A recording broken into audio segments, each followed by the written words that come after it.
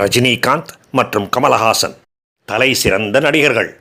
உழைப்புக்கு அஞ்சாதவர்கள். நடிப்பையே தங்களுடைய வாழ்க்கையாக கொண்டவர்கள். நடிப்பு திறமையிலேயும் மிகவும் சிறந்தவர்கள். அதனால்தான் சிறந்த நடிகர்கள் என்று கூறுகின்றேன். இது யதார்த்தமான கருத்து. அவர்களை பற்றி நல்ல விதமாக கூறுகின்ற கருத்து. அவர்களை பற்றி மேலும் சொல்ல வேண்டும் என்றால் உலக மகா நடிகர்கள். இது நல்ல கருத்து, நல்ல விதமான கருத்து என்று சொல்லிவிட முடியாது. ஏளனம் கலந்த கருத்து என்று தான் சொல்ல வேண்டும். ஆனால் இருவரையுமே நான் அப்படித்தான் பார்க்கின்றேன். உலக மகா நடிகர்கள். பேசுவதும் செய்வதும் உண்மை போலவே இருக்கும். எல்லோரும் சுலபமாக நம்பி விடுவார்கள். ஆனால் உண்மை இல்லை. அதனால்தான் உலக மகா நடிகர்கள் என்று இருவரையும் கூற வேண்டியிருக்கின்றது. ஒருவர் ரஜினிகாந்த். ராமையா வஸ்தாவையா, ராமையா வருவாரையா என்கின்ற ரீதியிலே எதிர்பார்ப்புகளை கிளப்பியவர். இதோ வருகிறேன், அதோ வருகிறேன், நான் அரசியலுக்கு வருவது உறுதி என்றெல்லாம் வாய்ச்சவடால் விட்டவர். இப்படியெல்லாம் சொல்வதற்காக ரஜினிகாந்த் ரசிகர்கள் என் மீது வருத்தப்படக்கூடாது. அவர் சிறந்த நடிகர் தான், அதில் எந்த சந்தேகமும் இல்லை. நான் இப்படி சொல்வது அரசியல் பார்வையிலிருந்து மட்டுமே. ரஜினிகாந்த் ரசிகர்களும் அப்படியே பார்க்க வேண்டும். ஆஸ் அன் ஆக்டர், ஒரு நடிகராக அவரை வேறு விதமாக பாருங்கள். ஒரு அரசியல்வாதியாக அல்லது அரசியலுக்கு வருவேன், நான் அரசியலுக்கு வருவது உறுதி என்று மீண்டும் மீண்டும் கூறியவராக இன்னொரு விதமாக பாருங்கள்.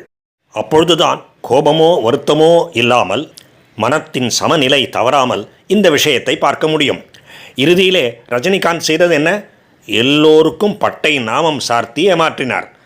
அவர் அரசியலுக்கு வருவார், தமிழ்நாட்டுக்கு நல்ல காலம் பிறக்கும், சிறந்த முறையிலே ஆட்சி செய்வார் என்றெல்லாம் எதிர்பார்த்து கொண்டு இருந்தவர்களை முழுமையாக ஏமாற்றினார். கொரோனா என்கின்ற ஒரு காரணத்தை சொன்னார். அது உண்மையே என்ற பொழுதிலும் அப்பொழுது அந்த பெருந்தொற்று அச்சம் நாட்டிலே இருந்ததையும் மறுப்பதற்கில்லை. ஆனால் ரஜினிகாந்த் அவர்களை பொறுத்தவரையிலே இது ஒரு நல்ல வாய்ப்பாக, சால்ஜாப்பாக, நழுவிக்கொள்வதற்கு சரியான வாய்ப்பாக அமைந்துவிட்டது. ஏனென்றால் எனக்கோ வயது ஏறிக்கொண்டே போகின்றது என்றும் வேறு இன்னொரு காரணத்தை சொன்னார். வயது ஆகிக் கொண்டிருக்கின்றது என்பதை அவர் என்ன புதிதாகவா கண்டுபிடித்தார்? ஆழம் தெரியாமல் காலை விட்டுவிட்டு எப்படியோ இப்படி அப்படி தப்பித்தால் போதும் என்று காலை இழுத்து கொண்டு வெளியேறுகின்றவர் எப்படி நடந்து கொள்வாரோ அப்படித்தான் இவர் நடந்து கொண்டிருக்கின்றார். ஆங்கிலத்திலே ரிக்லிங் அவுட் ஆஃப் த சிச்சுவேஷன், அந்த நிலைமையில் இருந்து நழுவி வெளியிலே செல்வது, அதைத்தான் இவர் செய்திருக்கின்றார். ஆனால் இப்படித்தான் இவர் இறுதியிலே செய்யப்போகின்றார் என்று சிலருக்காவது தெரிந்திருந்தது. அந்த சிலரிலே நானும் ஒருவன். ஏனென்றால் நேரே சட்டமன்ற தேர்தலுக்கு அவர் குறிவைத்தார். அதற்கு முன் வந்த உள்ளாட்சி தேர்தலை மறந்துவிட்டார், அவற்றை விட்டுவிட்டார். பாராளுமன்ற தேர்தலையும் விட்டுவிட்டார். நேரே சட்டமன்ற தேர்தல் என்று சொன்னார். அது சில வருடங்கள் கழித்து இருந்தது. அதாவது அதுவரையிலே அவர் வாய்தா வாங்கியிருக்கின்றார்.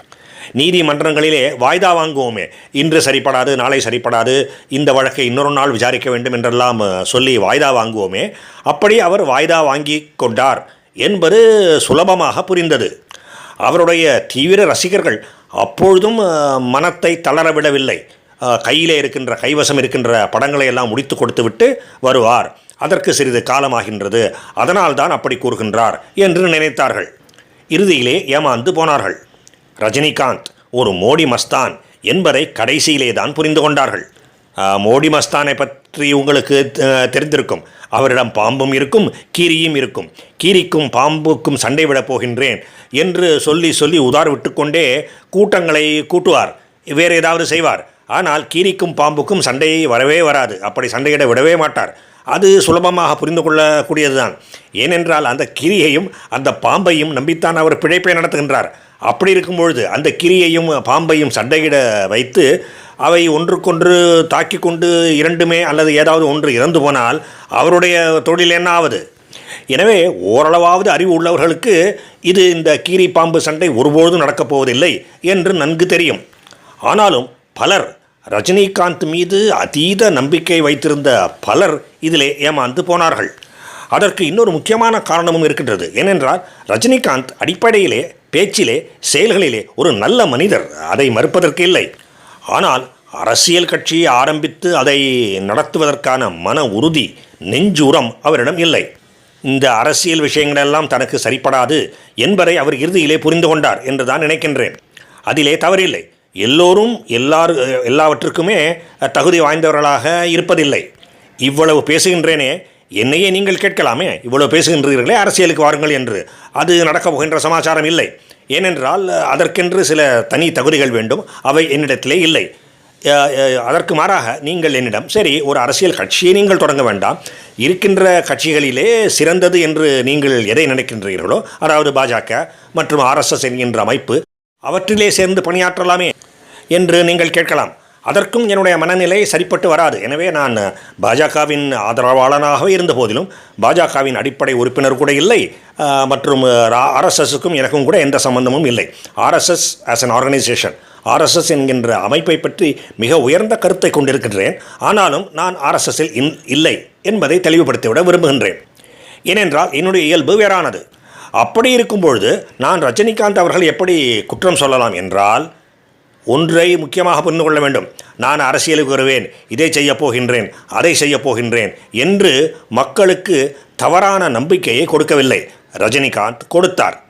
பிறகு பலர் அதிலே நிராசை அடைந்து அவர் வரப்போவதில்லை என்று அறிவித்த பின்பு அதிலே நிராசை அடைந்து ஏமாற்றம் அடைந்து ஒரு வழியாக மனத்தை சமாதானப்படுத்தி கொண்டார்கள். அவர்களிலே மிக மிக முக்கியமானவர் திரு தமிழருவி மணியன் அவர்கள்.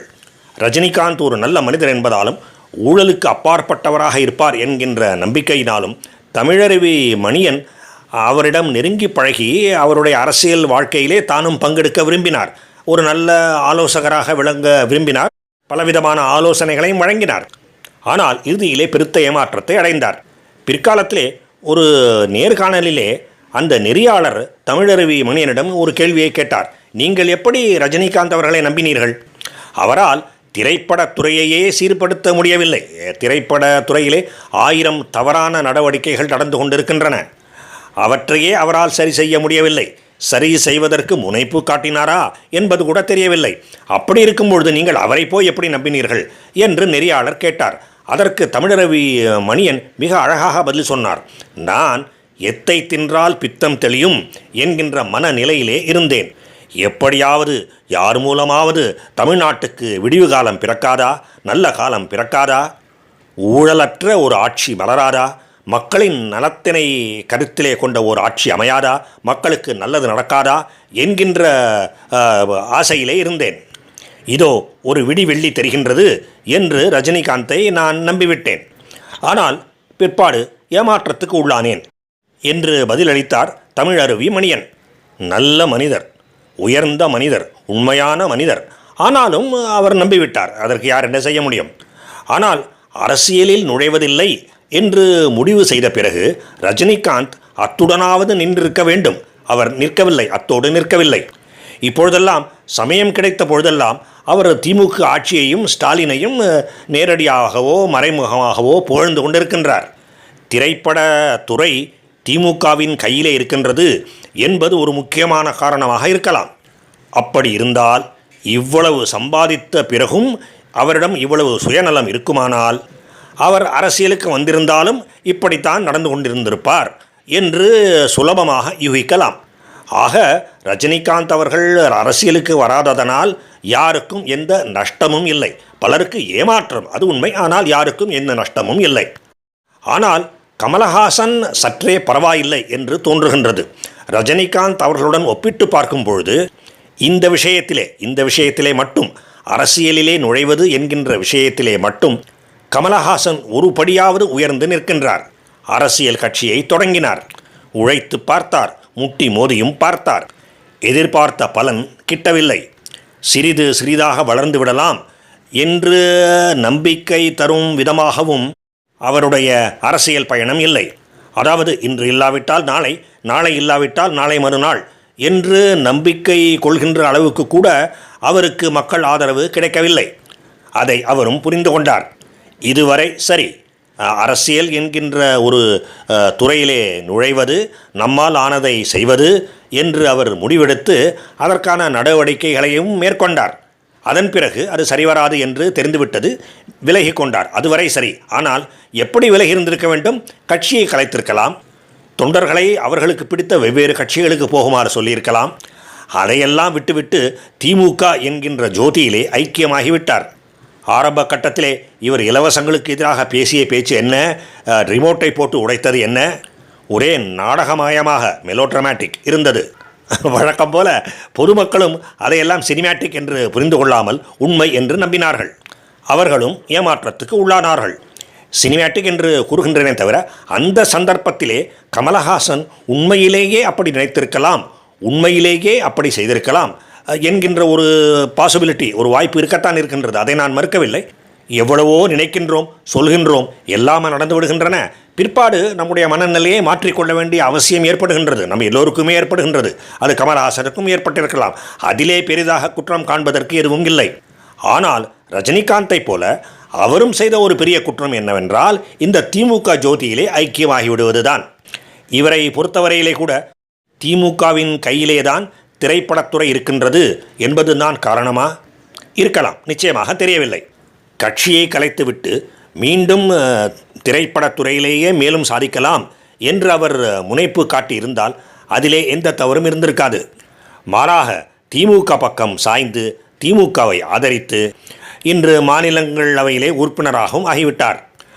ஆக இத்தனை பாடுபட்டதெல்லாம் மாநிலங்களவையிலே, ராஜ்ய சபையிலே உறுப்பினர் ஆவதற்குத்தானா என்று பொதுமக்கள் கேள்வி கேட்கின்ற அளவுக்கு, அப்படி நினைக்கின்ற அளவுக்கு கொண்டு போய் விட்டுவிட்டார். இதுதான் உண்மை இல்லாத தன்மை, இதுதான் தவறு. ஒரு முக்கியமான விஷயத்தை இங்கே குறிப்பிட்டு விடுகின்றேன். திமுகவோடு கூட்டணி வைத்து ஆட்சி அமைப்பது என்பது வேறு, திமுகவிலேயே ஐக்கியமாகி விடுவது என்பது வேறு. உதாரணமாக கமலஹாசன் அவர்கள் தொடர்ந்து அரசியலிலே பயணித்தார் என்று வைத்துக்கொள்வோம். தேர்தலிலே 100-105 இடங்களை பிடிக்கின்றார், அத்தனை சட்டமன்ற உறுப்பினர்களை பெறுகின்றார், அவருடைய கட்சி பெறுகின்றது என்று வைத்துக்கொள்வோம். பெரும்பான்மை இல்லை. அதனால் தேர்தலுக்கு பிறகு திமுகவுடன் கூட்டணி வைத்து ஒரு கூட்டணி ஆட்சி அமைத்தால் அதை பெரிதும் குற்றம் சொல்வதற்கு இல்லை. ஏனென்றால் ஆட்சி அமைப்பது என்பது மிக மிக முக்கியம். எந்த ஜனநாயக நாட்டிலும் மக்களால் தேர்ந்தெடுக்கப்பட்ட ஒரு அரசாங்கம் இருக்கவே வேண்டும், இருந்து தீரவே வேண்டும். ஆளுநர் மூலமாக குடியரசுத் தலைவர் ஆட்சி என்பதை ஒரு ஸ்டாப் கேப் அரேஞ்ச்மெண்ட், இப்போதைக்கு ஏற்பாடு என்று தான் ஏற்றுக்கொள்ள முடியுமே தவிர ஒரு நல்ல தீர்வாக கொள்ள முடியாது. அப்பொழுது ஒரு குறைந்தபட்ச செயல் திட்டத்தை வகுத்து கொண்டு மக்கள் நீதி மையமும் திமுகவும் இணைந்து அரசு அமைத்திருந்தால் அதிலே பெரிதாக குற்றம் காண்பதற்கு எதுவும் இல்லை. ஏனென்றால் நிலைமை அப்படி இருக்கின்றது. ஆனால் திமுகவிலே ஐக்கியமாகிவிடுவது என்பதுதான் பெரும் குற்றம். அதை கமலஹாசன் செய்துவிட்டார். எனவே கமலஹாசனை பொறுத்தவரையிலே அவர் துணிந்து ஒரு கட்சி ஆரம்பித்து சில காலமாவது அதை முன்னோக்கி எடுத்து சென்றதை ஓரளவாவது பாராட்டலாம். பிறகு நடந்தவை என்னை பொறுத்தவரையிலே ஏளனத்துக்கும் கேலிக்கும் கிண்டலுக்கும் உரியவை. இதேபோல்தான் விஜய் அவரும் துணிந்து கட்சி ஆரம்பித்திருக்கின்றார், அதை நிச்சயமாக பாராட்டலாம். அவர் மீதும் அவருடைய கட்சியின் மீதும் எனக்கு பெரிதாக நம்பிக்கை கிடையாது. ஆனால் அரசியல் கட்சி ஆரம்பித்திருக்கின்றார் என்பதை நான் பாராட்டுகின்றேன். தேர்தலிலே முனைப்பு காட்டி பங்கெடுக்கின்றார் என்று வைத்துக்கொள்வோம். அதிக அளவிலே மக்கள் ஆதரவு கிடைக்கவில்லை, அதாவது கமலஹாசனை போல என்றும் வைத்துக்கொள்வோம். அதன் பிறகு அவர் அரசியலுக்கு ஒரு முழுக்கு போட்டுவிட்டு திரைத்துறைக்கே மீண்டும் சென்றால் அதிலே எந்த தவறும் இல்லை. மக்களின் எண்ண ஓட்டம் வேறு விதமாக இருக்கும்பொழுது முட்டி மோதி கொண்டிருப்பதிலே எந்த பலனும் இல்லை. ஆனால் சில காலம் இப்படி கட்சியை நடத்திவிட்டு பிறகு அவ்வளவாக மக்கள் ஆதரவு இல்லாத பொழுது, அப்படி ஆகிவிட்ட பொழுது, அப்படி ஆகி போனால் அதனால் என்ன, திமுகவின் கால்களிலே விழுந்து பிழைத்து கொள்ளலாம் என்று அவர் நினைத்து அதன்படி செயல்பட்டால் அதுதான் மாபெரும் தவறு. தமிழ் மக்கள் மீண்டும் ஒருமுறை வாயிலே விரல் வைத்து கொண்டு சூப்பும் ஏமாளிகளாக ஆகிவிடுவார்கள். அவரிடமும் அவருடைய கட்சியிலும் 1000 குறைகளை நான் காண்கின்றேன். ஆனாலும் இன்றைய நிலைமையிலே அவர் கட்சி என்று ஒன்று ஆரம்பித்து அதை முனைப்போடு முன்னெடுத்து செல்வதை நான் வரவேற்கின்றேன், பாராட்டுகின்றேன். இன்னும் ஒரு ரஜினிகாந்தாக அவர் உருவெடுக்காத வரையிலே மகிழ்ச்சிதான். இறுதியாக ஒரு சினிமா சம்பந்தமான, திரைப்படம் சம்பந்தமான செய்தியை கூறிவிடுகின்றேன். இது ஒரு அரசியல் சேனல், திரைப்பட துறைக்கு எந்த விதமான முக்கியத்துவமும் கொடுக்காத சேனல். ஆனாலும் ஒரு செய்தியை பகிர்ந்து கொள்கின்றேன். பல வருடங்களுக்கு பிறகு திரு ரஜினிகாந்த் அவர்களும் திரு கமலஹாசன் அவர்களும் இணைந்து மீண்டும் ஒரு முறை நடிக்கப் போகின்றார்கள். ராஜ்கமல் மற்றும் ரெட் ஜெயண்ட் இவர்கள் மூலம் அந்த படம் தயாரிக்கப்பட போகின்றது. யார் இயக்கப் போகின்றார், அதாவது இயக்குனர் யார் என்பது இன்னும் தீர்மானிக்கப்படவில்லை. இந்த செய்தியை ரஜினிகாந்த் அவர்களே கூறியிருப்பதால் இது முற்றிலும் நம்பத்தகுந்த செய்திதான். வெறும் வதந்திகள் அல்ல, வெறும் ஊர்ஜிதமாகாத தகவல்கள் இல்லை. படம் எப்படி இருக்கும்? ஒரு நல்ல சமுதாய புரட்சியை ஏற்படுத்துமா? மக்கள் மனத்திலே அந்த திரைப்படம் நல்ல இடத்தை பிடிக்குமா? அதெல்லாம் தெரியாது. ஆனால் ரஜினிகாந்த் மற்றும் கமலஹாசன் இருவருமே அதிலே சிறப்பாக நடிப்பார்கள். இருவரின் நடிப்பும் மிகவும் பாராட்டும்படி நிச்சயமாக இருக்கும். இதை உறுதியாக கூறலாம். ஏனென்றால் அவர்கள் சிறந்த நடிகர்கள், உலகமகா நடிகர்கள். இதை நன்றாக புரிந்து கொண்டு அவர்களுடைய நடிப்பு திறமையை மட்டும் ரசித்து மகிழுங்கள். அத்தோடு நிறுத்திக் கொள்ளுங்கள். இவர்கள் மற்றும் இப்படிப்பட்டவர்கள் நம்மை காக்கப் போகின்றார்கள், நமக்கு ஒரு நல்ல வருங்காலத்தை கொடுக்கப் போகின்றார்கள், தமிழகத்திலே மறுமலர்ச்சி ஏற்பட செய்யப் போகின்றார்கள் என்றெல்லாம் கனவு காணாதீர்கள். அதெல்லாம் ஒருபொழுதும் நடக்கப் போவது இல்லை. சரியான முறையிலே சிந்தித்து, சரியான கட்சியையும் மனிதர்களையும் தேர்ந்தெடுத்து, சரியான முறையிலே வாக்களியுங்கள். வாக்களிக்கும்போது கோட்டை விட்டுவிட்டு அதன் பிறகு நாம் தேர்ந்தெடுத்தவர்களையே நாமே குற்றம் சொல்லிக் கொண்டிருப்பதிலே ஒரு பலனும் இல்லை. வாழ்க பாரதம். ஜெய் ஹிந்த்.